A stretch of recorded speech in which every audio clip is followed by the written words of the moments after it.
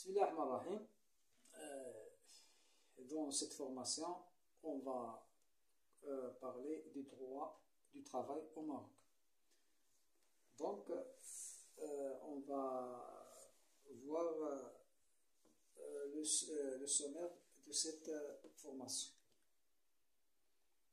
D'abord, on va parler des réglementations courantes de ce droit. Puis, on va parler de des réglementations supplémentaires.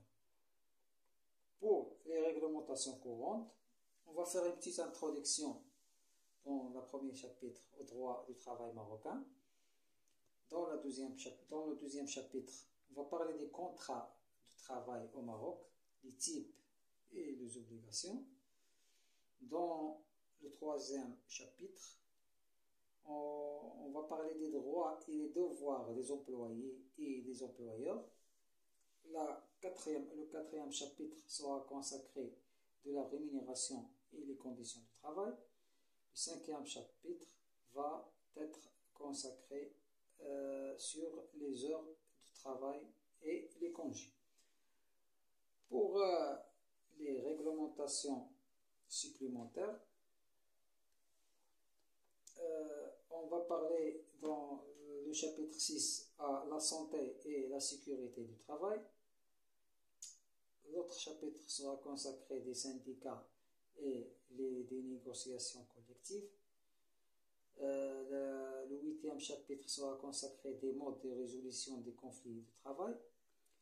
Et le neuvième chapitre sera consacré des licenciements individuels et collectifs. Et donc, notre formation sera comme ce suit. Pour le chapitre 1 du droit du travail marocain, on va parler d'abord des sources du droit du travail marocain, bien sûr, les principes directeurs du droit du travail et les acteurs du droit du travail. Le deuxième chapitre sera consacré des contrats de travail au Maroc, les types et les obligations. Et donc, on va parler des problèmes qui se suivent. D'abord, les différents types de contrats de travail, les obligations de l'employeur et du salarié, les formalités légales des contrats de travail, les clauses spécifiques des contrats et la résiliation des contrats de travail. Le chapitre 3, les droits et les devoirs des employés et des employeurs. Donc, petit 1, les droits des employés, petit 2, les devoirs des employés. Et les droits des employeurs et les devoirs des employeurs, ainsi que les mécanismes de protection et de recours. Le quatrième chapitre qui va parler de la rémunération et les conditions de travail. Donc, la première notion, c'est la rémunération des employés. Deuxième, les conditions de travail. Troisième, la santé et la sécurité au travail. Quatrième, la conciliation entre vie professionnelle et vie personnelle. Cinquièmement, les sanctions en cas de non-respect des conditions de travail. Chapitre 5, les heures de travail et les congés. Dans ce chapitre, on va parler de la durée légale du travail, les congés payés, les jours fériés, les congés de circonstances, les congés de maladie et la gestion des congés par l'employeur. Dans les réglementations supplémentaires, on va parler dans le chapitre 6 de la santé et la sécurité au travail.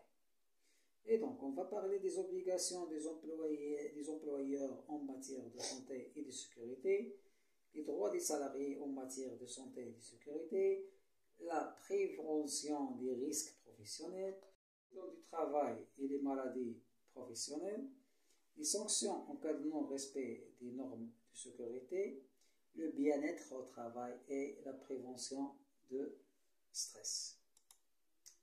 Dans le 7e chapitre, on va parler des syndicats et les négociations collectives. Et donc, dans un premier cas, on va parler du cadre juridique des syndicats au Maroc. Deuxièmement, on va parler des droits des syndicats et des salariés. Troisièmement, les négociations collectives. Quatrièmement, le processus de négociation. Cinquièmement, le rôle des syndicats dans la résolution des conflits. Et finalement, les limites et les défis des syndicats au Maroc. Le chapitre 8 va parler des modes de résolution des conflits de travail. Et donc, premièrement, les types des conflits de travail. Deuxièmement, premier mode, c'est la médiation. Deuxième mode, c'est la conciliation. Troisième mode, c'est l'arbitrage. Et cinquièmement, le recours aux tribunaux du travail si ces modes de résolution ne marchent pas.